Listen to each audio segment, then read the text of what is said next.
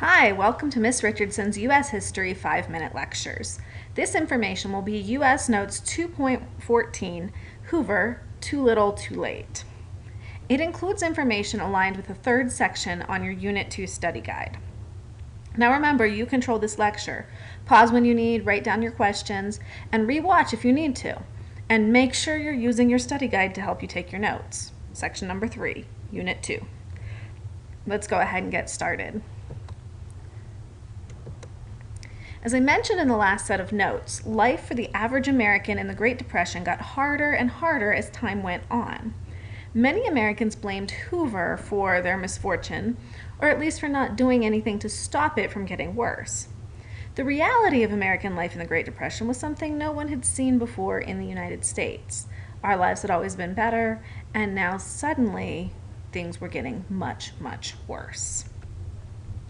The Great Depression affected nearly everyone in America. There were very few joys or escapes from the constant fear of hunger, homelessness, and unemployment that people were facing. Everyone, whether they had experienced it yet or not, was affected by the fear and looking for a way to ease that fear and kind of get away from it for a bit. Some found momentary escape from the fear through movies, radio, books, and photographs. These escapes allowed the average person to escape from reality for a short time. Because they filled a need of the time period and were relatively affordable, these few industries actually prospered and grew in the 1930s while everything else was not doing as well. Movies gave people a safe, sheltered area to sit and be warm and escape their troubles. Movies like Gone with the Wind, Snow White and the Seven Dwarfs, Groucho Marx movies, and Mr. Smith Goes to Washington were all very popular during the Great Depression. Stories of hope, comedies, and romance allowed people to forget their troubles while they sat in the theater. Radio also began comedy shows, adventure hero shows, and soap operas so people could escape their lives.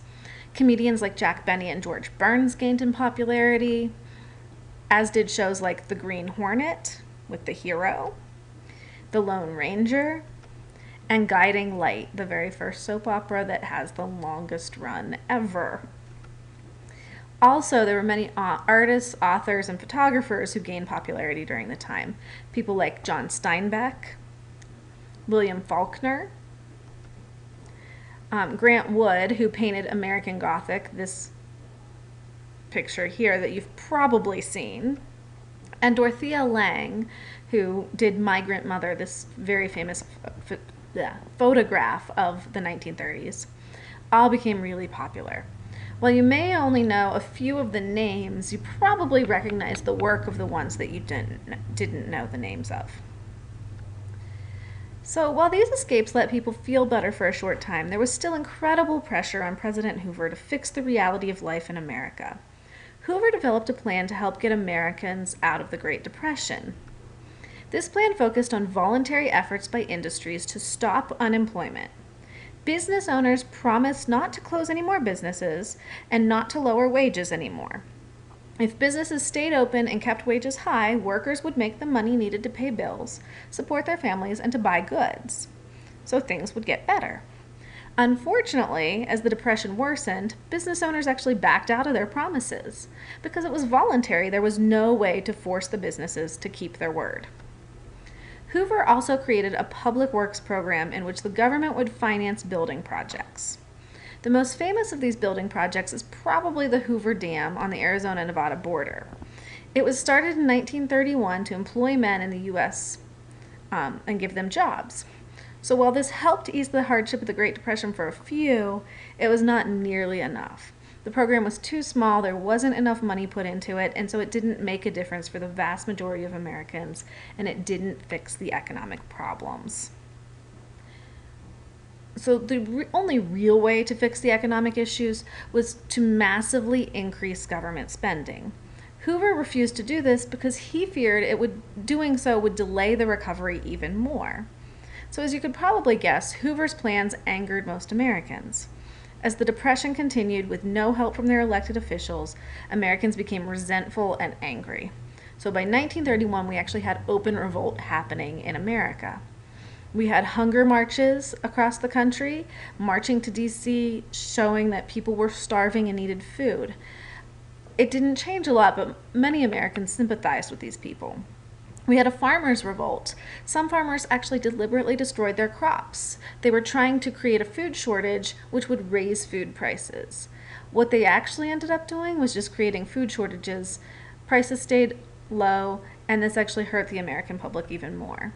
And then we had a revolt by World War II veterans known as the Bonus Army. In 1932, these protesters, who were World War II vets, marched on DC in an attempt to get their Army bonus early. So they were supposed to get $1,000 in 1945, but they were unemployed, had no jobs, their families are starving, they needed the money. So they marched all the way from Oregon to DC, picking up more people as they went, all the way up to 15,000 people.